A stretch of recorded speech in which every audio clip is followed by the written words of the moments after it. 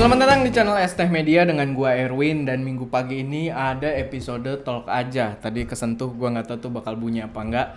Tapi ya, buat yang belum tahu, Talk Aja di channel STeh Media tuh kita biasanya cuma ngobrol-ngobrol doang dengan konten atau pembahasan yang berkaitan dengan channel kita, yaitu hal yang berkaitan dengan teknologi dan juga proses produksi konten kreatif.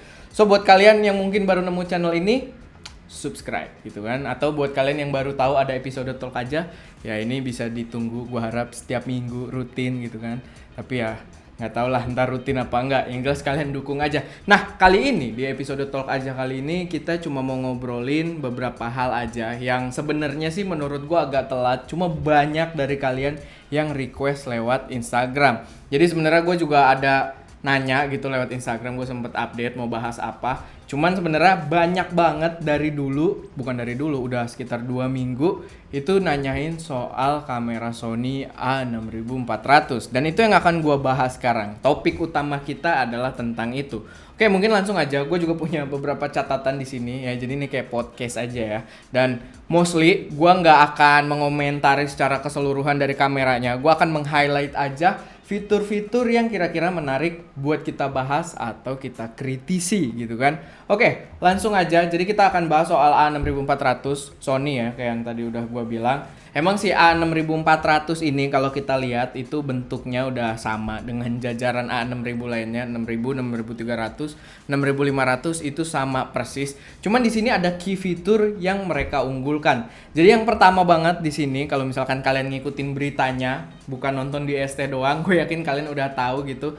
Kalau A6400 sudah membawa fitur flip screen yang lewat atas, yang layarnya tuh bisa ngadepin ke depan lewat atas. Dan orang-orang tuh kayaknya sangat excited banget dengan fitur flip screen tersebut. Kalau gue sih, menurut gue pribadi, ya itu memang sebuah langkah yang sangat bagus dari Sony, karena itu dari dulu adalah komentar dari para penggunanya gitu, kayak kenapa sih nggak pakai flip screen, cuma dari flip screen ini sendiri sebenarnya udah ada kontrak lagi. Jadi dia baru juga announce gitu ada A6400, ada flip screennya, orang-orang happy, tapi langsung ada kontra lagi. Kenapa? Karena posisinya itu bisa berkontradiktif atau menghalangi gitu kan, bisa terhalangi oleh mikrofon yang on kamera gitu, kayak Rode Video Micro atau Boya BM-M1. Itu kalau misalkan kita taruh di atasnya, itu akan menghalangi si layarnya. Cuman di sini menurut gua ya, ini menurut gua, jadi gua kasih pendapat gua pribadi juga. Menurut gua itu bukan suatu masalah yang terlalu penting gitu, maksudnya itu adalah masalah yang nggak terlalu signifikan, karena nantinya gue yakin bakal ada aksesoris yang bikin semacam cage yang membuat cold shoe itu agak dipindahin, entah itu ke bagian samping deket shutter jadi nggak ngalangin layar, atau ke bagian yang bener-bener samping yang mikrofonnya tuh bakal ada di miring gitu, posisinya miring cold shoe-nya. Atau ya kalau kayak kalian nonton di videonya iJustin, gue mungkin tampilin juga, itu dia ngasih lihat dia pakai semacam aksesoris di mana cold shoe-nya itu terpisah dari kamera. Nah, maksud dari pembahasan gue ini adalah itu bukan problem yang terlalu signifikan, masih bisa diakalin. Cuman dengan flip screen ini sebenarnya itu langkah yang bagus, karena kita jadi nggak harus pakai monitor eksternal, karena monitor eksternal itu jauh lebih ribet dibanding ngakalin si mikrofon ini. Ya kalian tahu monitor eksternal yang pernah kita review aja, yang paling kecil itu salah satunya ukuran 5 inch. Dan itu kalau kita pasang di Sony A6400 ini, gue yakin bakal kebanting kameranya. Jadi gedean monitor gitu. Jadi itu poin pertama yang menurut gue cukup menarik, dia udah flip screen, dan menurut gue dari segala kontra yang terjadi itu kurang signifikan. Bahkan kita juga bisa pakai mic clip on yang pakai kabel. Jadi kita nggak usah menggunakan cold shoe-nya, nggak usah pakai receiver. Tinggal ngevlog gitu kan pakai yang kabel, udah aman, colok ke jack audionya kayak gitu. Nah, untuk poin selanjutnya di sini yang mau gua bahas itu adalah yang pengen gua highlight juga adalah soal AF-nya atau autofocus. Dari yang gua lihat di demonya dan review-review yang ada di luar sana, menurut gua autofocusnya itu cukup menarik, karena di sini ada beberapa hal yang diperbarui. Pertama, dia memiliki live tracking autofocus, itu yang menurut gue bakal penting banget, yang kita tinggal tap di suatu objek dan fokusnya akan mengikuti objeknya.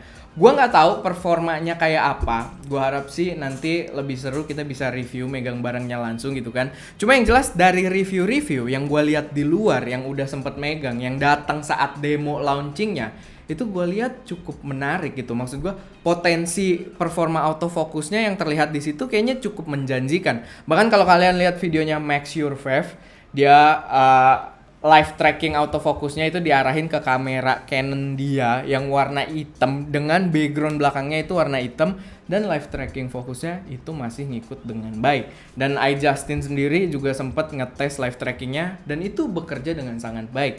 Jadi gue sendiri pengen banget hands on nyobain live tracking autofocusnya. Nah, yang perlu gue bahas juga sekarang adalah dari segi IBIS-nya atau In-Body Image Stabilization, karena banyak yang menyayangkan hal ini karena si A6400 itu tidak memiliki IBIS. Si A6400 ini ditempatkan sebagai posisi kamera yang masih berada di bawah 6500, A6500 yang udah punya IBIS tapi di atas A6300. Banyak yang menyayangkan hal ini, tapi dari pendapat gue pribadi nih ya, IBIS-nya itu gua rasa memang tidak terlalu signifikan karena gua juga pakai kamera yang ada IBIS-nya di sini, tapi tetap aja kalau handheld menurut gua lebih asik kalau invest ke gimbal. Apalagi sekarang gimbal-gimbal untuk mirrorless itu sudah jauh lebih affordable. Kalian bisa nyari yang bekas-bekas aja tuh di sekitar 4 sampai 6 juta masih dapet gitu kan, yang sekedar untuk menstabilisasi doang. Dan itu berasa banget kalau misalkan kalian pakai gimbal nih ya, itu rasanya beda banget dengan IBIS kamera. Gua di sini pakai G85 itu ada IBIS-nya, itu cakep, udah cakep banget, tapi ketika kita pakai gimbal tetap jauh banget. Jadi menurut gua kalian tetap harus invest ke gimbal juga menurut gua, karena kemarin aja pas gua ngetes A6500 yang udah ada IBIS-nya, itu ujung-ujungnya gue pakein Moza Air karena emang lebih enak begitu. IBIS itu tetap ada keterbatasan, ruang gerak sensornya tuh nggak terlalu luas.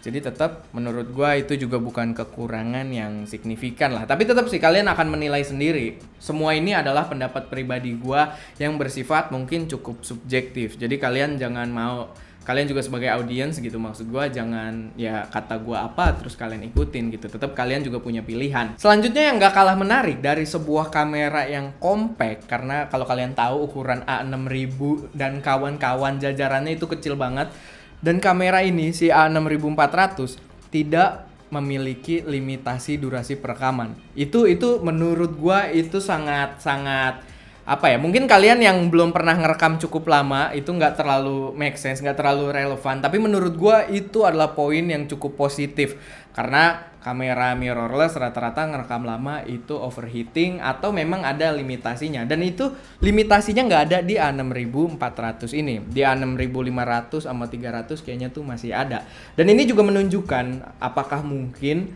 penanggulangan panas atau handling suhu panas dari si kamera ini cukup baik atau sangat baik. Karena yang gue tahu dulu Sony itu jajaran A6000 memang komentar terbanyak dari netizennya, dari penggunanya juga itu lebih banyak di masalah overheating. Dan gue juga akan ngasih tahu, gue sempet nonton videonya Max Your Fave lagi ketika dia lagi review. Dia coba untuk merekam continuous sampai kameranya mati. Tapi matinya itu bukan karena overheating, melainkan karena kehabisan baterai. Menurut gua itu cukup gokil gitu kan. Dan itu perlu banget gua tes. Jadi Sony Indonesia, please datengin kameranya gitu kan untuk gua cobain. Walaupun mungkin kalian masih ada dendam sedikit karena gua merusak A6500. Kalau yang belum tahu kasusnya bisa cek video di situ, oke? Overall sih soal si A6400 ini menurut gua kalau misalkan kalian ada budget sekitar 12 juta ke atas untuk body only, lalu nggak buru-buru amat, menurut gue sih kalian harus tungguin kamera ini. Tunggu sampai keluar reviewnya dari ST gitu kan, biar kalian tahu nih. Karena kamera ini menurut gue sangat potensial untuk menjadi kamera yang sangat baik di tahun 2019 ini. Ya itu kalau kalian nggak buru-buru. Kalau misalkan buru-buru ya silahkan beli sistem lain atau mungkin kamera Sony yang lain gitu kan. Oke. Paling itu aja pembahasannya, singkat sekali ya, tapi mungkin untuk memperpanjang durasi sedikit karena ini kan minggu pagi gitu kan, masih santai, kalian bisa dengerin doang. Mungkin untuk memperpanjang gue juga mau klarifikasi dulu nih ya, karena banyak banget yang request ke Instagram ST Media ataupun komentar itu minta review Nikon Z, entah Z6 atau Z7. Nah, gue mau minta maaf banget karena gue bukan tidak mengusahakan, gue sudah sangat berusaha, gue udah kontak Nikon Indonesia, udah coba buat cari-cari sampel di toko, itu sampai saat ini gue belum dapat akses untuk mereview Nikon Z. Gua nggak tahu kenapa, mungkin barangnya sangat sedikit atau mungkin juga takut gitu kan untuk direview, gua nggak tahu. Tapi yang jelas sorry banget gitu, karena kita udah pengen banget nih review, cuman ya kita belum dapat kesempatannya. Atau mungkin kalian yang pengen bisa ikut bantu juga, komen di official Instagramnya Nikon Indonesia gitu kan, bilang suruh kasih sampelnya gitu ke channel ST Media biar kita review. Karena gue lihat pun di channel-channel Indonesia itu kayak belum ada yang mereview Nikon Z. Nah itu kan jadi sebuah pertanyaan, kenapa gitu. Oke, kayak yang gue bilang juga, mungkin untuk memperpanjang durasi lagi, itu tadi untuk klarifikasi aja kenapa kita nggak review Nikon Z. Sekarang gue akan bacain beberapa DM dari kalian, karena sebelumnya gue sempet update story nanya kan di TA mau bahas apa, masa nggak gue masa gue cuekin gitu, gue yang udah mancing gitu kan. Jadi gue akan tanggepin aja beberapa di sini, mungkin ada yang menarik. Oke, ini ada dari Fadelindrawan, dia bilang bahas kamera terbaik 2019 dong Gan. Nah ini tidak relevan karena untuk menentukan kamera terbaik 2019 kita harus menunggu sampai akhir 2019. Sedangkan kita baru masuk 2019. Gua rasa sih yang mungkin potensial untuk menjadi kamera terbaik yang di launching 2019 ya tadi 6400 atau Lumix S1 S1R juga itu berpotensial untuk menjadi kamera terbaik. Tapi kita belum tahu apakah Sony akan mengeluarkan sesuatu yang lebih heboh lagi gitu. Dan Canon ada rumor yang menurut gue menarik juga. Jadi Canon itu ada rumor akan mengeluarkan mirrorless full frame dengan ukuran body yang kecil. Ya hitungannya entry level juga katanya, jadi kita nggak tahu performanya. Cuma katanya bodinya bisa lebih kecil dari DSLR apa gitu. Nih gue kasih tulisan aja atau gue kasih screenshot rumornya gitu. Menurut gue sih itu cukup menarik. Makanya yang keluar sekarang baru sedikit, kita belum bisa menentukan yang terbaik di 2019. Gua rasa akan menjadi ajang pertempuran para brand kamera yang menarik lagi. Kayak akhir tahun lalu, itu cukup menarik kan ketika semua mengeluarkan mirrorless full frame. Oke, kita lanjut lagi. Ini ada dari HJ. Mobile phone fotografi gitu. Maksudnya karena post gue itu kayak nanya, ide dong mau bahas apa gitu kan. Terus kata dia, bahas mobile phone fotografi. Nah, ini juga cukup menarik karena bahkan nggak cuma fotografi, menurut gua mobile phone videografi juga ada pasarnya nanti. Nah, di sini yang bisa kita lihat cukup menarik. Pertama, itu untuk mobile phone fotografi. Gua pernah bilang ke kalian ada sebuah filter kotak, filter gradual yang diciptakan untuk handphone. Tapi gua nggak pernah bahas, gua akan kasih tahu aja namanya itu keluaran Nisi, brand Nisi. Mungkin kalau gue namanya lupa, mungkin gue taruh aja di deskripsi linknya, kalian silahkan cek. Jadi itu gradual filter yang biasa untuk di depan kamera gitu, yang kita bisa taruh gini, seret gitu, gradual ada warnanya. Itu udah nyampe ke handphone gitu. Udah seserius itu untuk mobile phone fotografi. Itu salah satu contoh aja sih. Kalau aksesoris aja udah serius, berarti pasarnya ada dan itu gua rasa akan mengarah cukup gokil juga ke sana sih pasarnya gitu. Jadi gua yakin tidak akan menggantikan kamera konvensional, bakal ada pasar yang terpisah karena tetap bagaimanapun kamera tetap lebih asik gitu kan. Oke, kita lanjut lagi dari Adi Sefgi. Bahas color grading, Bang. Nah, ini gua suka ngasih nyentil juga ke kalian. Jadi soal color grading sendiri, kalau kalian nanya sama gue itu nggak jago color grading. Bahkan gue tahu itu sangat basic banget soal color grading. Dan keyakinan gue adalah kalian kalau belajar kamera jangan langsung masuk ke color grading.